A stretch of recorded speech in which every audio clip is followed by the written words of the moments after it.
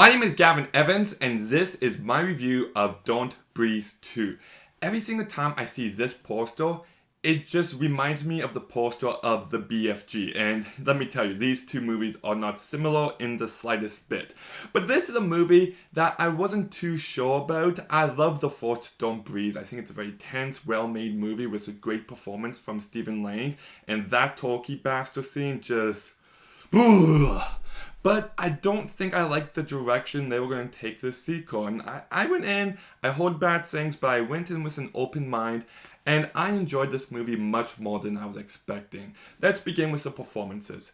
The performances are fine. They're nothing great. When the tension and the suspense is going on, the performances immerse you into that feeling. That said, whenever it's a big character moment, I didn't find the acting was that good. There's an over-the-top quality to Stephen Lang's performance that didn't work for me, and Madeline Grace just doesn't quite get there yet. She has potential, there's plenty of room for her to grow as an actress, but just in this movie alone, she just didn't sell me on the necessary beats. For the first 20 minutes of this movie, I just thought to myself, ooh, I'm in for a rough time, this is not good at all. It took me a while to get into the movie, but once the action and the tension starts happening, I start to get more and more entertained. I was getting more and more engaged with everything going on, and at an eventual point, it did win me over. But I'm not kidding, that first 20 minutes is really rough. The writing, the dialogue, just everything. It's really bad, but it does get better from that point forward. In fact, I'd say this movie progressively gets better the longer it goes on for. It starts off bad, but it gets better throughout, and it ends in the best possible way, because the last act of this movie is the highlight.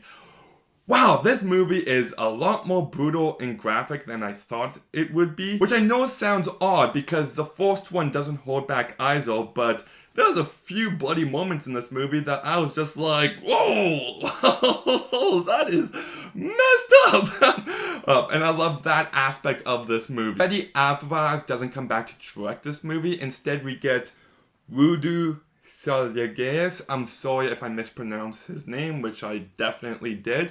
And he does a fine job. You can definitely see potential. There's some really great directing moments of it. There are also moments that took me out of it. Like there's a scene where they're looking for the girl around the house and she sneaks out of a room, and next to her is the railing to go downstairs, and someone's going up the stairs and this guy's leaving the room. So they're about to meet in the middle, and she just turns off the lights. The camera goes down and up, and they're there and she's gone, and then they keep walking. And it's just like, where did she go? And then the next scene, we see her hanging off the railing. And I'm just like, but the camera went down. How did she get over there? And when you stop and think about it, it doesn't quite work. And there's a few moments like that. There's another scene where someone's in a tank of water and there's an electric cord. And it's supposed to be this really intense scene.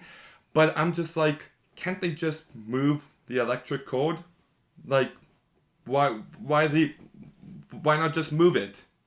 I don't know. And then there's another scene where someone's trying to leave the house, and they look, no one's there, and then they go to leave the house, and then BAM! Someone tries to fire the gun at them, and there's someone there now. And I'm just like, no.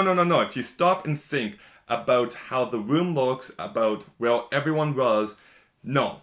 That person was not there. There's no way that person could have got there in 2 seconds. It just doesn't. So if you do stop and think about certain moments, some aspects don't hold up. It does start to fall apart. But that's mainly in the beginning act of the movie. So like I said, it does progressively get better, and that does become less and less of an issue as the movie goes on, to the point where it wasn't an issue at all in the second half of this movie. But I wasn't sure about the very foundation of this movie, because if you've seen the first Don't Breathe, you know that this guy is an atrocious human being. And I was just like, so now they're making him the hero? And I wasn't too sure about that. And then these guys come in, and I won't go into that, but the guys are bad guys. Like, they're evil too. So it's kind of which one's the lesser of two evils. And at times, I did find myself to be emotionally challenged. At no point did I like either one of them, but at certain points, I rooted for other ones more. And yes, he's still very much the same character. Everything we know about him from the first movie carries over into this movie. And they're not out to make him seem like a great human being. They're not like, look how great of a dad and how great of a person he is. They don't do that once. There's a certain situation that comes up, he acts according to his character, and you can root for him, you can root for the other people, but at no point is it making excuses for his terrible character. So I don't get that complaint. I don't think it's an issue within this movie. But there is something to be said about rooting for someone who you absolutely despise as a character. And I like it when movies do that, because it's not just like, oh, this is a fun watch.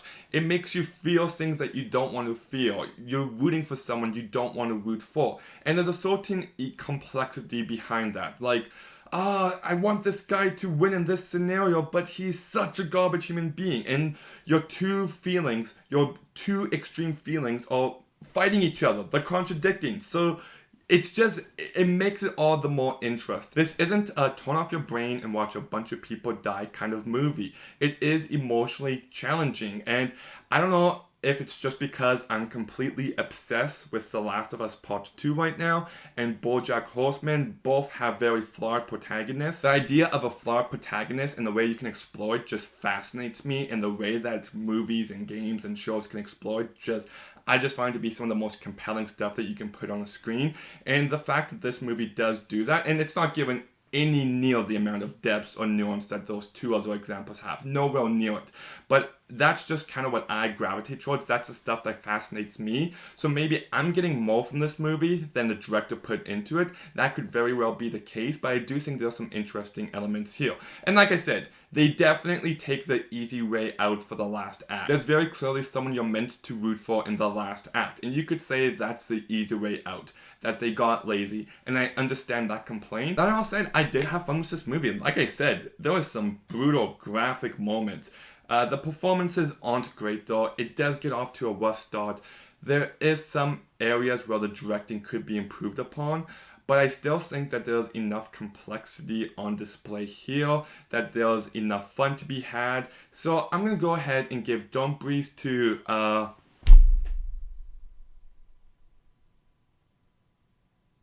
Okay, pause. So I gave Jungle Cruise a 7 out of 10.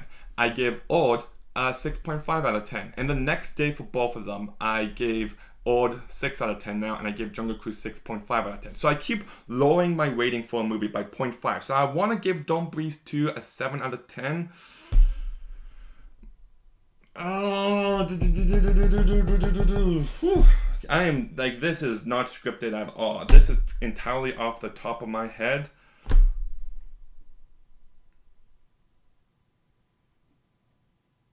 I had a really fun time with it. So I'm going to go ahead and give Don't Breathe 2 a 7 out of 10. Okay, did you watch... Get it? Don't Breathe 2? Let me know what you thought about it in the comments down below. Make sure you like, make sure you comment, make sure you subscribe. Stay tuned for some more videos soon, and Gavin out.